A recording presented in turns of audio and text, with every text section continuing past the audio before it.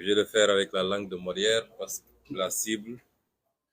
est ce qu'il est communément convenu d'appeler la communauté internationale ou les partenaires au développement. Je veux dire à ces partenaires au développement que le président de la République du Sénégal, celui-là qui vient vers eux, puisque le peuple sénégalais a fini de lui tourner le dos, pour dépeindre l'opposition sénégalaise sous les habits et le visage d'une opposition d'abord irresponsable, violente, une opposition qui abriterait des terroristes, mais une opposition qui serait contre les intérêts étrangers, puisque c'est ce tableau qui est présenté aux chancelleries et aux différentes institutions internationales. La plupart du temps, ces derniers ne font aucun effort pour avoir le contact minimum avec cette opposition qui a fini d'avoir la confiance du Sénégal et des Sénégalais, puisque cette opposition aujourd'hui représente quasiment 54% de l'électorat si on s'en fie aux dernières élections. Je voudrais dire à cette communauté internationale que ce président de la République, qui tend à leur faire croire qu'il est la seule garantie d'un Sénégal stable, d'un Sénégal qui peut coopérer correctement avec eux, qui peut garantir leurs intérêts, d'un Sénégal démocratique, eh bien, ce président de la République est ce garant de la gabegie, de la malgouvernance, du détournement des deniers publics, et particulièrement dans des moments extrêmement graves, des moments de crise sanitaire, des moments où énormément de Sénégalais ont perdu la vie, que ce président de la République puisse être le promoteur, mais également le protecteur de pratiques malsaines qui ont permis à certains de ses collaborateurs, ministres particulièrement et principalement, de détourner des milliards de fonds auxquels ils ont contribué. Vous avez contribué, vous, partenaires au développement, institutions internationales, bailleurs de fonds, partenaires bilatéraux, partenaires multilatéraux. 84% de ces fonds sont issus de vos financements. Mais 84% de ces fonds traduisent l'effort du peuple sénégalais, un peuple qui souffre, un peuple frappé de plein fouet par la pauvreté, le chômage, l'incurie dans tous les secteurs d'offres en biens et de services publics. Et ce peuple-là, malgré tout, se serre la ceinture pour donner caution à ses gouvernants, leur permettre d'emprunter à son nom, mais également de contribuer. Ce peuple-là qui continue à contribuer fiscalement pour que l'État puisse avoir les moyens de sa politique. Ce président de la République-là est le garant de ce système. Ce n'est pas seulement à ce niveau-là, puisque les rapports, il y en a encore et encore. Le dernier rapport sur le Sénégal du département d'État a souligné que des institutions,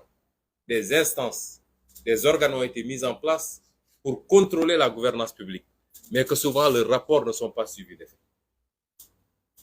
Je vous ai rappelé que dernièrement, la présidente sortante d'OFNAC a dit que rien que l'OFNAC a aujourd'hui plus de 40 dossiers sur la table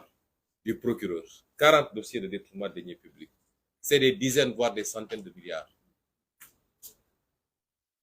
Et c'est cet homme-là qui vient se présenter à vous comme étant un messie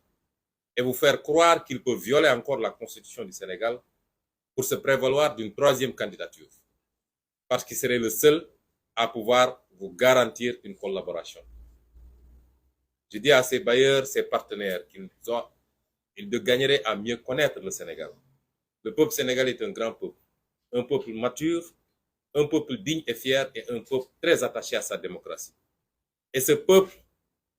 tient au respect des règles parmi lesquelles la plus fondamentale, c'est sa constitution. Ce peuple tient à la démocratie comme tous les peuples. Ce peuple tient à ce que les transitions se fassent de la manière la plus apaisée, la plus démocratique et qu'il est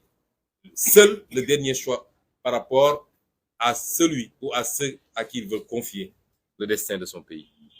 C'est ce président de la République, vous, communauté internationale, qui instrumentalise la justice pour s'attaquer tous les jours à l'opposition, à la société civile, à la presse, à tous les symboles d'une démocratie vigoureuse et à tous les symboles de la vitalité démocratique, de la respiration démocratique dans un pays. Vous en êtes conscient et vous le voyez. Nous ne faisons que vous rappeler. li may wax ci gàtt nag lu gàtt di ko jagleel askanu Sénégal mooy li xew bettul kenn. xam nga il faut ñuy waxante dëgg. bu ñu mel ni xamuñu woon li xew wala ñu mel ni lii daf ñoo bett. lii daf fee am amaat fi amaat fi amaat fi. fi ñuy wax coowal pétrole bi ñun ñu wax ci lu bëree bëri waaye dafa mel ni dégguñu woon. Il a fallu que ay journalistes bitim réew BBC def reportage coow li ne gañ looloo andi woon suñuy 400 000 fu mu mujje ñaata rapport la Cour des comptes déposé Cour des comptes at bu ne mu déposé rapport dugguleet ren at wu ne Cour des comptes déposé rapport ne ministre sangam këpp na lii ministre sangam këpp na lii directeur général sangam def na lii. noonu la ko inspection générale d'État di defee. noonu la ko CENTIF di defee noonu la ko OFNAC di defee. lan ngeen ci dégg dara mbokk yi dégg nañ fi waxu dorog dégg nañ fi waxu ay raxas billet dégg nañ fi waxu passeport. ana ñooñu ñëpp ñi ngi dox seen yoon tranquillement te bis bu ne ñu jàpp fi waa opposition ci dudul dëgg tëj leen ci kaso bi. am nga immunité amoo immunité bis bu ne ñu jàpp fi journaliste tëj ko ci kaso. injustice bi ne ci dëkk bi toll na foo xam ne bu dee mënul heurter Sénégalais yi bu dee mënul amul lu mu mun a jur ci Sénégalais ba li ñu xamoon ci Sénégalais ci fulla ci jom ci ngor ak ci bañ ak ci bëgg dëgg bu dee loolu mënul am dañu waxante dëgg fi ñu jëm du neex de. parce que ñun ñi du jiitu ci xeex bi métti na ci ñun trop ku leen wax ni méttiwul mi ngi wax lu ko neex waaye ñun lan lañuy xeex ak kan lañuy xeexal. bu ñu doxee nag ba ñi doon xeex ñëpp banque seeni yoxo réew mi dina dugg ci guuta goo xam ne mara day taali. te askan nag moo mëne lii di xew ci réew mi. France bee Nicolas Sarkozy président de la République la woon président de la République tey ñu ngi koy topp ci lan surfacturation ci campagne am du xaalisu France de nee nañu Kadhafi ko jox xaalis mu def ay surfacturation pour nëbbu loolu lañ koy toppee tey ba en première instance dañ ko condamné 1 an ferme mu def appel. xoolal loolu wax naa leen keroog kaawu député eurodéputé polonaise boobu nga xam ne Qatar la dem ñu may ko xaalis du xaalisu Pologne du xaalis Union européenne tey ma nga kaso. États-Unis bee ngeen dégg barki démb dégg ngeen ñu ne déclaration fiscale déclaration l'impôt Donald Trump waa impôt mujj nañ ko jox waa Sénat ñetti at waa Sénat di ko laaj pour ñu càmbar ba xam ndax da doon déclarer lu matul am déet. ñu ne leen réew bu gën a fonk lii bu gën a fonk nu ñuy ceytee alalam réew moom moo la gën a développé. waaw ñun Sénégal xanaa tubaab bi dañ ñoo gën a bëgg seen bopp. sénégalais yu bare ngi bëgg a dem tugal li leen may li ñu am mooy fexe ba alalu réew mi ñu sàmm ko mu dellu si ci waa askan wi loo leen may li ñu am de. ñun ñëpp xam nañ lu xew ci réew mi amul sénégalais bu mu ump te ñëpp xam nañ ni Macky Sall mooy ndeyu mbil ndax moo leen di fal ne leen dem leen ngeen utal ma ay électeurs yi li ma leen fal pour ngeen politique la loolu mooy tibbal ci kees bi. te lu ci musi am nag justice bi sama loxo la nekk sama waaw la ñuy doxee fu ma leen joxoñ la ñuy dem ku ma leen ne jàpp leen ñu jàpp ku ma leen ne bàyyi leen ñu bàyyi. loolu ñu ñëpp xam nañ lan moo ko fi mun a dakkal mooy askan wi. askan wi rekk ko mun a dakkal ndax askanu Iran gee di xeex ngir am démocratie ak liberté nit ñi di génn en masse di xeex te xam ni su ma génnee sama bakkan xaj na ci dañoo gën askanu Sénégal askanu Algérie mi xeex ba jëlee fa li fa nekkoon wala bu Tunisie wala bu Égypte wala bu feneen ak feneen ak feneen dañoo war a gën a bëgg suñu bopp réew mi est-ce que ndaw ñi am nañu liggéey est-ce que paj mi jaar na yoon est-ce que jigéen ñi seen xel dal na ñu yor kër ñi est-ce que école yaa ngi dox ñu war a jël ay milliards ci alalu réew mi di ko jaarale foo xam ne du yoon ñun ñëpp ñu koy gis bu ñëw ñu nëppal ko fex ba mu jàll moo tax man askan wi rek laay waxal ñun de bañuñu xeex bi luñ ci góobe gar ko waaye nag ndimbal na ca fekk loxol borom léeg-léeg li ñuy laaj nit ñi du lu bari de te injustice bi nekk ci réew mi bu wóyee nag gëm naa ni dina bari ñuy teggi seen loxo de dégg naa ab journaliste bu def chronique temps ne Pape Ali est-ce que askan wi jar na ko doon wax ak Pape Ali Niang ñun dañoo jàpp ni askan wi jar na ko moo tax jaral nañu suñu bakkan wi waaye léeg-léeg dañuy soxla suñu gestoo wala suñu woowee askan wi mu wuyuñu loolu baax na ci liggéey bi bëgguñu ñu jàpp kenn ci askan wi ñun mun nañu def lan waaye léeg-léeg day baax la tax ngay sonn wala ñi tax ngay sonn boo leen woowee ci loo xam lu yomba def la boo wëti koo gis leen suñu nee rassemblement wax dëgg yàlla rawatina nag ndaw ñi parce que seen avenir la yàlla xam ne ni yéen ñu tax a sonn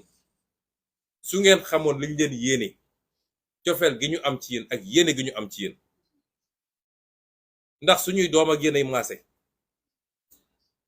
su ngeen ko xamoon fuñ leen woo di ngeen ñu wuyu si te li ñu digganteeg yéen yàlla xam na ni buñ ci yeggee ngeen gis résultat bi waaye suñu woowee rassemblement kenn ku ne war a mën a bàyyi dara diggante 3 heures ak 6 heures ataaya bi ngay teg di naan wala fi nga toog di waxtaan grand place mais doxal ndànk dem fekki rassemblement bi parce que yéen ñu mën a dooleel ci xeex bi de ngeen xam ni saa suñu organiser activité mu échec da ngeen dooleel Macky Sall ak li muy def tey bu ñu nee dañuy def teg ak activité mu échec ñoom dañ naan kon askan wi faalewu leen yéegu leen askan wi ñun lañu àndal askan wi li ñuy def naqariwu leen milliards yëpp ñu tudd fii ay nit randal ko askan wi dafa tàccu sax ne bravo loolu mooy tax mbir mi du gaaw a jeex bu weesu rek ñu andi beneen waaye bu ngeen doolelee ñiy xeex te ñiy xeex du acteur politique yi kese acteur politique la ak société civile yéen a ñu mën a dooleel tey jaay doole bi fës na ci lan Macky Sall moom jàpp na ni moom saa su ko neexee mu def ay activité gis ngeen ko mu dem Tamba ay milliards def nañ ko fu ne ci Tamba dem nañ fa yóbbu ay car amul village bu ñu bàyyi waxuma la nag ñu jógee Dakar ak feneen pour nekk ñu dajale ay nit ñu ne lu rëy teeru Macky Sall à Tambacounda moom am na sañ-sañu def lu ko neex waaye Ousmane Sonko bu jógee ne damay def nemmeeku tour mu yenu gendarmerie ne leen topp leen ko bu mu daje benn place publique ak ay nit loolu du injustice ñëpp di ko gis ñun amuñu sañ-sañu dox ci réew mi dem dajeek askan wi waaye moom am na sañ saa su ko neexee mu mbubboo mbubbu président de la république te ñëpp xam ni campagne la jëm loolu lu ko gën a rëy ci injustice tey suñu ne dañuy manifester fan yi yëpp semaine bu nekk Fuuta Kaolack feneen ak feneen ay nit dajal lañ fa rassemblement yu mag a mag a mag ne 3e candidature la ñu dajal waaye ñun suñu nee ña nga dajale ñu ngi dem place de l'Obélisque préfet ne tere nañ leen ko loolu ba kañ ñu war koo nangu rek di seetaan soo waxee ñu ne ñii dañoo bari fitna mu am ci réew mi ñoo xam ne nee nañu ñoom ñoo gën a xam ñëpp ñoo gën a màcc ñëpp ñoo gën a intelligent ñëpp jàng nañ téere yëpp lu xew nag ñu ne dañuy joxe leçon te doo leen mus a gis ci xeex na ñun respecté nañ ku nekk waaye nañ ñu respecté de nañ ñu respecté ndax la ñuy xeex askan bi moo tax ñu jóg di ko xeex. def concert de casserole ñu naan 31 décembre république foog ngeen ni ñiy luubal alal réew mi xam nañ ñuy république. ku xam république fonk république dinañ la dënk alalu réew mi mu waroon dem ci ñi tëdd di sukuraat nga jël ko dugal sa poos. Macky Sall dafa xam république bi mu nekkee fii ba léegi salfaañe république ku sàcc mu recevoir la nommé la ku daw ak mandat jàmbur mu recevoir la jël na gis nañ fi sax ay nit yoo xam ne moom moo leen yóbbu CREI di leen poursuivre mu dugal leen ci avion tukkeeg ñoom. lan moo gën a mun a wàcc république loolu ñu ne wax ay waxu république 31 décembre ban rapport la am ak république. su dee république la moom dafa gën a farataal sax dafa gën a faydal waa askan bi su dee d'accord ñoo ak république ni ñu ko yore ñu xaar ba datu république ñu wax ko président. moo tax ma ne ñun amuñu leçon bu ñuy recevoir ci ñi kenn. 31 décembre li ñu ñaan askan wi mooy concert de casserole dañ leen ci woowoon le 22 juin su ma juumul. bañ leen di woo ci concert de casserole lan moo doon taxoon ñu woo leen mooy suñu liste élection législative bi ñu téye woon. du woon alalu réew mi de du woon alalu réew mi du pétrole réew mi dañu ne suñuy liste yu gaa yi téye te waruñu koo téye ngeen wuyu ci loo xam ne dafa kay woon sax suñu jot. tubaab nag danaan qui peut le plus peut le moins. mooy bu dee liñ leen woon suñu affaire la ñun Yewwi Askan Wi donte ñun jàpp nañ Yewwi Askan Wi mooy askan wi tey suñu leen woowee ci xaalisu alalu réew mi ñu luubal ak danger yi am ci démocratie Sénégal tey nga xam ne 2023 bi Khalifa Ababacar ñaanaat ñun ñëpp ñuy ñaan waaye xel mën naa tey 2023 bi ku ko xam ak ku ko xamul. kon suñu leen woowee ci loolu ne leen nag liñ leen woo jafewut xale bu am 5 ans sax ba mag mu am 95 ans mën nga taxaw sa terrasse wala sa balcon wala sa ëttu kër wala sa buntu kër daal di dóor ci casserole yi loolu jafewut. laajuñu askan wi lu bari ñiy wax bëgg a nërmal seen xel ñoom ñëpp dafa am ñu leen yebal pour loolu mooy saa suñu yëkkatee dara rek ñoom lu ñuy def ba saboté ko ci loolu la ñuy nekk. waaye buñ ko saboté mu jàll xam leen ni yéen lañu saboté yéen askan wi waaye du ñun lañu saboté. dañoo bëgg 31 décembre lañ leen ci laaj bariwul diggante 20 ak 30 minutes mooy bu ñaar fukki waxtu doore tàmbale muy 20h ba 20h20 20h30 bariwul jafewul. dañu bëgg fu nit toll ci Sénégal wala ci àdduna sax muy riir ndax biñ ko defee le 22 juin TV5 France 24 BBC CNN ba Al Jazeera ñépp ko wone woon. Sénégal il faut ñu woon àdduna bi ni ñun am nañu lu ñu naqari ci ni ñu yoree réew mi. léeg-léeg damay sama tournée yi may def damay dem ci àll bi ci village yi jigéen ñi dañuy génn ak seeni cin di ma teeru ma xam ni kon concert casserole yeggoon na fu ñu ko xalaatul woon. peut-être grande ville yi lañ doon gis. dañoo bëgg yow chauffeuru taxi bi yow borom camion bi yow borom jakarta bi yow chauffeur particulier bi bu la fekkee ci circulation bi à partir de 20h le 22 juin gisoon nañu sax chauffeur taxi boo xam ne casserole yi la jël takk ko ci oto bi di daw ci ni. dañoo bëgg bu 20h jotee fu nit toll ci àdduna xam ni askan wi kontaanul ci Macky Sall ak njabootam ci ni ñu yore réew mi ci jamono joo xam ne askan wi sonn na. loolu bariwut. yow mi nekk sa biir kër ak âge boo munti am ak ngay góor wala jigéen le 31 décembre Sénégal war na riir ba suuf si sax di yëngatu parce que Macky Sall loolu rek la xam langage boobu. ñuy fàttali nag ñun plan d'action la ñu am ñun Yewwi Askan Wi dañu woote ci ñaar bu ci njëkk mooy 31 décembre concert de casserole ñaareel bi mooy le 6 janvier rassemblement. waaye lii dafa weesu mbirum parti politique wala mbirum société civile wala mbirum daayira wala mbirum lii ak lële moo tax ñu ne comme waa société civile bi ñoom woote nañu ñoom it le 30 ñuy woo sénégalais bu ne bu ko mënee te fekke ko te tal ko bu mu ci tàyyi na jóg dem place de l'Obélisque dooleel société civile également ci woote bi mu woote lii de du lu bari lu ñu laaj askan wi te nag askan mooy changer réewam kenn du ko changer ci place am kon ñu ngi leen di gërëm di leen sant di ñaan yàlla mu yokk ñu sutura yokk jàmm ci réew mi may ñu Macky Sall ak ñi mu àndal nga xam ne nitu fitna lañu te fitna bi li leen ciy dooleel mooy ni ñuy utiliser police gendarmerie ak justice yàlla nañu yàlla tàqaleeg ñoom ci jàmm yàlla nañu yàlla tàqaleeg ñoom ci jàmm yéene yi nga xam ne yéene yu bon la ñu am ko ci réew mi am ko nit ñi yàlla na ko yàlla wëlbati ci ñoom di dellu ñaanal nag suñu kilifa Serigne Salih Mbacké nga xam ne taxawaayam ak liggéeyam ci Sénégal ñëpp xam nañ ko tey yàlla def muy anniversaire bi muy wàcc liggéey yàlla na ko yàlla yërëm jéggal ko yokk leeram fi mu tëdd